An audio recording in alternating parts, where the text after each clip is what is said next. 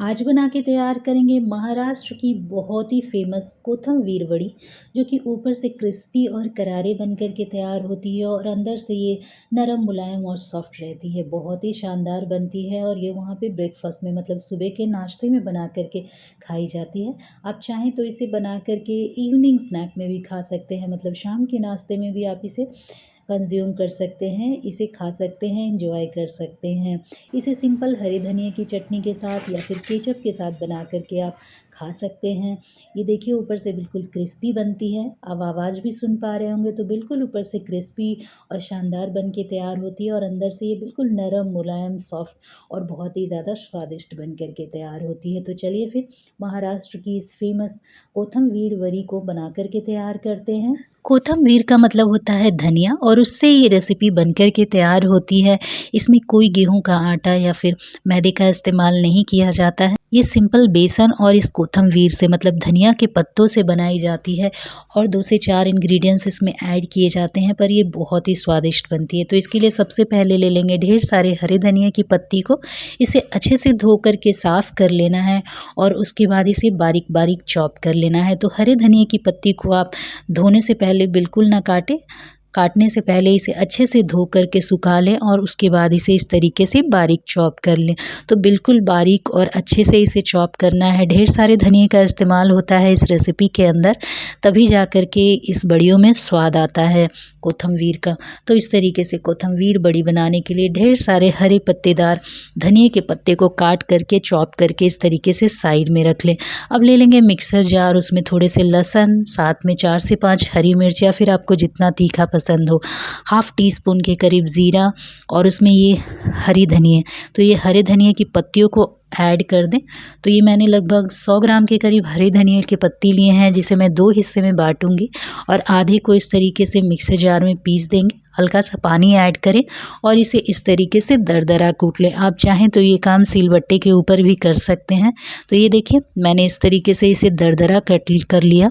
तो इसे pulse mode पे 2 से 3 बार चलाएंगे तो आपकी जो ये कोथम वरी जो है वो दरदरी हो जाएगी, मतलब धनिया की पत्ती जो है वो बारीक और दरदरी हो जाएगी। तो बस कुछ इसी तरीके का मिक्सचर हमें चाहिए इस रेसिपी के लिए। अब कुकटॉप के ऊपर हम एक पैन रख देंगे। तो ये मैंने एक पैन रख दिया कुकटॉप के ऊपर। अब इसमें लगभग हाफ़ ग्लास के करीब पानी ऐड कर देंगे और पानी जब हमारा हल्का गुनगुना होने लगे ना, तो इसमें हमने जो मिक्सचर बना के तैयार किया, मतलब जो हमने हरे धनिए की पत्ती, लहसुन और हरी मिर्च का जो मिक्सचर बनाया ना, उसे डालेंगे पानी के अंदर और इसे पकाना शुरू करेंगे। तो इसे अच्छे से पकाइए। जब ये अच्छे से उबलना शुरू हो जाए तो इसमें हम ऐड कर देंगे स्वाद अनुसार नमक। तो जितना मिक्सचर आपने बनानी है उस हिसाब से आप यहाँ नमक ऐड करें।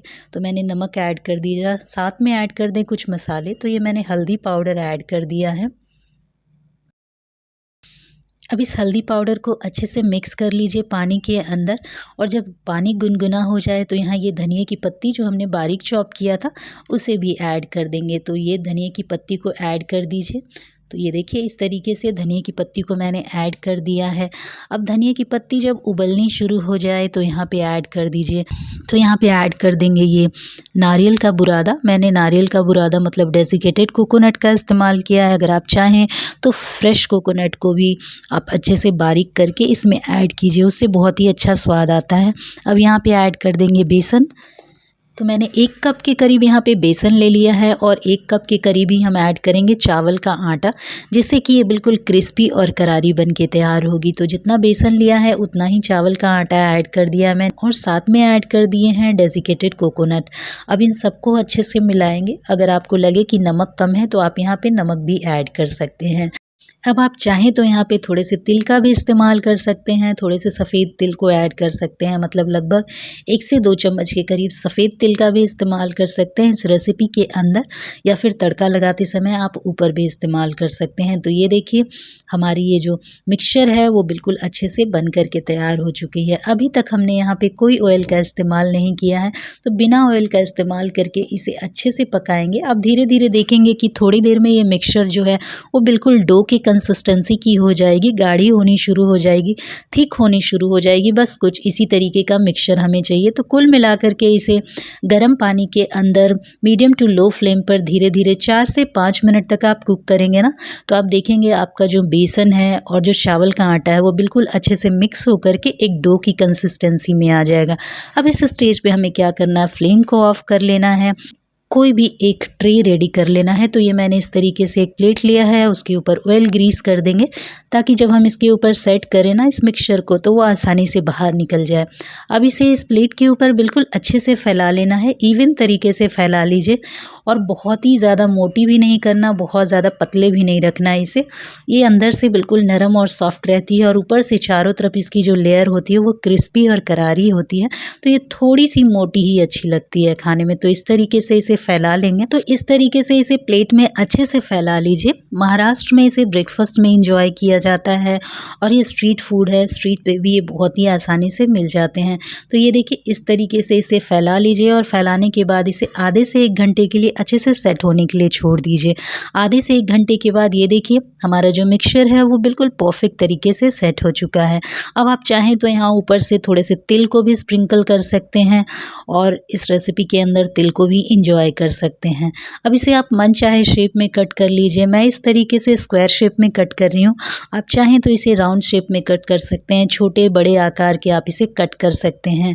तो बस इस तरीके से इसे बना करके तैयार कीजिए। अब अगर इसे फ्राई नहीं करना, आपको डीप फ्राई नहीं करना, तो आप इसे शैलो फ्राई भी कर सकते हैं या फिर इस तरीके से स्टीम किए हुए भी आप इसे खा सकते हैं। ये बहुत ही ज़्यादा यमी लगते हैं। आप चाहें तो फिर इसे शैलो फ्राई कर लीजिए, एयर फ्राई कर लीजिए या तो फिर डीप फ्राई भी कर सकते हैं। महाराष्ट्र में इसे डीप फ्राई करके इंजॉय की जाती है। तो इस तरीके से ऑयल के अंदर इसे डाल करके अच्छे से डीप फ्राई कीजिए।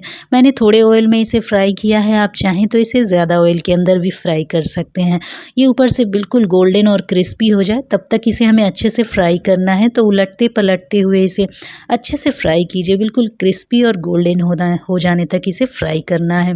तो बस इसे लगातार क्रिस्पी और गोल्डन होने तक फ्राई कीजिए। तो आप देखेंगे कि राइस फ्लावर मतलब चावल के आटे को डालने की वजह से ये ऊपर से बिल्कुल क्रिस्पी और गोल्डन हो जाती है और खाने में भी ये बहुत कुरकुरी लगती है, लेकिन अंदर से ये सुपर सॉफ्ट और बहुत ही ज़्यादा स्वादिष्ट लगती है। मसालों का फ्लेवर इसमें भरपूर मात्रा में होता है और खाने में बहुत ही जानदार लगती है। तो इस तरीके से उलटते पलटते हुए लगभग 8 से 10 मिनट में गोल्डन और क्रिस्पी होने तक अपने कोथम बड़ियों को बिल्कुल अच्छे से गोल्डन होने तक इसे अच्छे से फ्राई कीजिए, बिल्कुल उलटते पलटते हुए और बिल्कुल लो टू मीडियम फ्लेम पे इसे क्रिस्पी और करारे होने तक हमें फ्राई कर लेना है। तो चलिए मैं दिखाती हूँ कितनी क्रिस्पी बनी है।